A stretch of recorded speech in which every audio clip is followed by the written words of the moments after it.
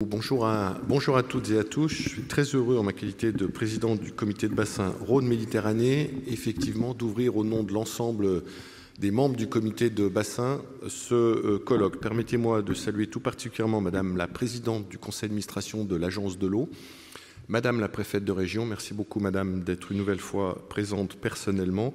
Je tiens à saluer votre engagement personnel et votre présence systématique à toutes les instances du comité de bassin et bien évidemment de celle que vous présidez, à savoir le conseil d'administration de l'agence de l'eau.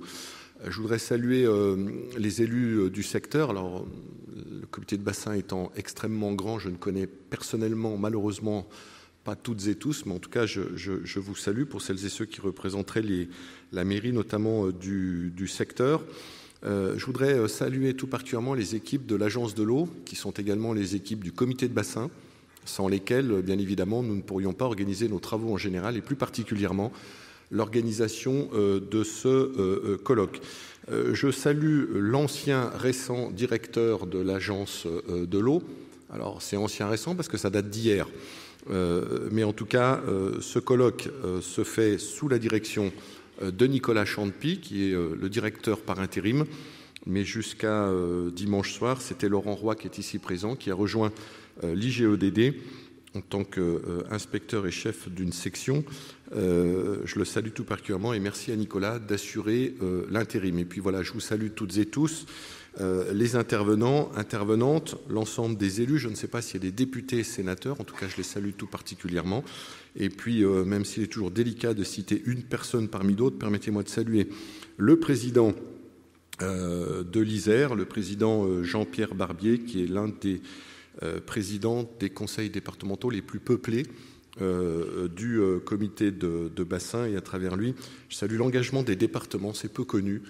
Les départements, quand on cumule les aides à travers les espaces naturels sensibles sur le grand cycle de l'eau, plus les aides directes aux services publics d'eau et d'assainissement sur le petit cycle de l'eau, je pense que nous sommes, les départements, le premier partenaire financier de l'eau dans le petit cycle et le grand cycle de l'eau, aux côtés de l'agence de l'eau. Voilà, je ne vais pas être très long. Faut-il rappeler, vous avez rappelé, monsieur l'animateur, et je vous en remercie, des derniers grands événements. Moi, je vous rappellerai que l'on a déjà tous oublié le 14 juillet 1987, c'était la catastrophe du Grand Bornand. Je la connais bien puisque j'y étais. Puis Vaison-la-Romaine, puis les événements qui se sont succédés, qui ont été les premiers marqueurs de l'intensification, en saluant tout particulièrement monsieur Votard, le représentant du GIEC, qui bien mieux que moi, bien mieux que nous tous, va nous exposer le cycle infernal dans lequel nous sommes malheureusement toutes et tous engagés. Au-delà de ces premiers grands événements dramatiques, rappelons-nous cet été les incendies en Grèce, les inondations en Libye, la crise de l'eau à Mayotte, et puis plus discrètement, moi je voudrais vous parler du 21 août 2023. Le 21 août 2023, l'isotherme 0 degré était très précisément à 5298 mètres chez moi, au-dessus du Mont Blanc. Hier, ce même isotherme 0 degré, alors qu'il ne faut plus parler d'été indien au mois d'octobre, il faut tout simplement parler d'été, parce que nous sommes encore en été. Hier, mes chers amis, l'isotherme 0 degré était à 4618 mètres, soit pour un 2 octobre, quasiment le sommet du Mont Blanc. Dernier exemple, hier en Andalousie, pour dire que le défi est mondial, il faisait tout simplement 38,2 degrés en Andalousie hier, record absolu de température en Espagne pour un mois d'octobre. Enfin, il faisait plus de 15 degrés au col du Grand Saint-Bernard hier après-midi. Là encore, record absolu. Notre pays, la France, vient de traverser le mois de septembre le plus chaud de son histoire, plus 3,5 degrés. La Confédération helvétique, qui grâce à l'histoire de l'alpinisme, est probablement au monde un des pays qui mesure, monsieur Votard, la température depuis le plus longtemps, vient d'enregistrer son mois de septembre le plus chaud de son histoire depuis 160 ans, quasiment 4 degrés supérieur à la moyenne des 160 dernières années. Faut-il en rajouter ? Notre bassin, lui, a d'ores et déjà une élévation de sa température moyenne de plus 1,8 degrés. Quant au Rhône, le plus puissant de France, c'est notre chance. Tout d'abord, il connaît son pic de fonte des glaciers.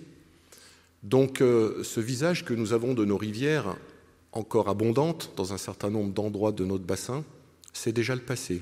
Tous les étés qui viennent, ce seront des rivières qui seront moins alimentées par la fonte des glaciers suisses et alpins qui ont connu leur pic de fonte de glaciers. Malgré ce pic de fonte de glaciers, le Rhône a déjà connu une augmentation de 2,5 degrés de sa température à Lyon et près de 4 degrés à l'estuaire de la Camargue.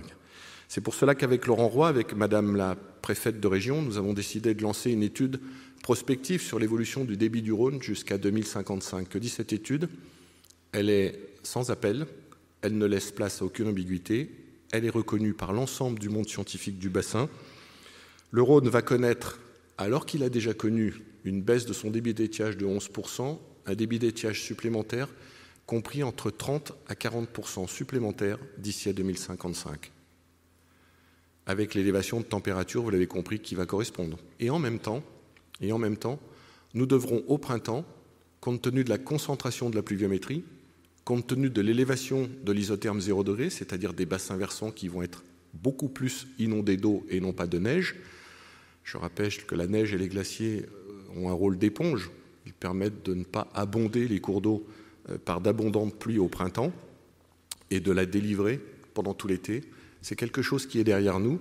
Nous allons être dans un paradoxe complètement fou dans notre bassin où nous allons devoir gérer des crues beaucoup plus importantes au printemps avec une élévation potentielle du débit du Rhône de 30 à 40%, une sécheresse estivale beaucoup plus forte avec une diminution du même volume du Rhône de 30 à 40%, et pour le sud du bassin que je salue tout particulièrement, qui est déjà bien avant nous depuis des décennies frappé par l'évolution du climat, des événements méditerranéens, dont nous avons déjà eu le premier, qui sont capables en près de 24 heures de délivrer 500 à 600 mm d'eau. Oui, le climat devient fou. Oui, je pense à titre personnel, même si je ne suis pas scientifique, que cela va beaucoup plus vite et beaucoup plus fort que les scénarios peut-être les plus pessimistes qui étaient devant nous, éclairés par les scientifiques, M. Votard, notamment du GIEC, mais pas seulement. Pour cela, nous devons nous adapter. Je voudrais d'abord rappeler qu'en 2014, ce bassin a été le premier comité de bassin de France, Madame la préfète de région, à élaborer un plan d'adaptation au réchauffement climatique. Je voudrais saluer les travaux du conseil d'administration de l'agence et les travaux du comité de bassin, puisque vendredi dernier, c'est pas vieux, nous avons voté intelligemment, ensemble, et c'est la particularité de ce Parlement de l'eau, avec des femmes et des hommes qui, au départ, au début de la réunion, lors du début de nos échanges, sont là, probablement, avec des défenses d'intérêts qui sont complètement et totalement opposées. Pour autant, cette intelligence de fonctionnement et le constat qui est sans appel, nous a amené à obtenir une large majorité pour voter les orientations du futur plan d'adaptation au changement climatique, le deuxième de notre bassin, qui sera définitivement voté en décembre. Je vais m'arrêter là, vous connaissez les enjeux. Il va falloir économiser de l'eau, économiser de l'eau, économiser de l'eau. Pour la même quantité de l'eau que le ciel va nous donner, à part le sud du bassin, il va falloir économiser parce que nous allons avoir 200 mm d'évapotranspiration potentielle de plus liés à l'élévation de la température, à l'allongement de la végétation et au vent qui va se généraliser sur l'ensemble du bassin. Le Mistral va, au fur et à mesure des conflits de masse d'air, remonter dans le nord du bassin. Nous le savons, entre 180 à 200 mm d'eau que la nature va nous prendre pour la même quantité d'eau. Il va donc falloir, toutes et tous, partager cette ressource et donc économiser l'eau, ralentir la vitesse d'écoulement des eaux quand le ciel dégagera sa furie, faire en sorte de désimperméabiliser pour éviter les pollutions diffuses. La désimperméabilisation, au passage, va permettre des îlots de fraîcheur dans les zones urbaines qui en auront bien besoin, 4 à 5 degrés d'écart de température entre le centre-ville et la périphérie cet été lorsqu'il faisait 40 degrés et que c'était insupportable dans nos villes. Cette désimperméabilisation va nous permettre de lutter contre les pollutions diffuses.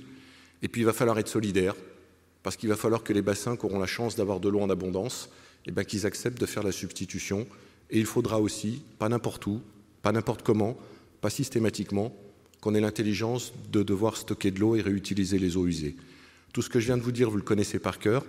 Nous avons eu ensemble, Madame la préfète de région, avec l'équipe de l'Agence de l'eau, retrouver des moyens budgétaires auprès du gouvernement que je remercie. Nous avons, grâce à l'engagement personnel du président de la République, obtenu que l'eau soit enfin une priorité nationale.